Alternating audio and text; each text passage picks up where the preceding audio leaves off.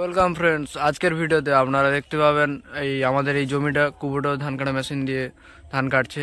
তো ফ্রেন্ডস, পুরো ভিডিওটা দেখবেন। যদিও অনেক ক্ষতি হয়েছে, কারণ ধানের প্রবলেম হয়েছিল, তাই পুরো ভিডিওটা দেখুন। চ্যানেলটিকে সাবস্ক্রাইব করুন, ভিডিওটাকে লাইক করুন।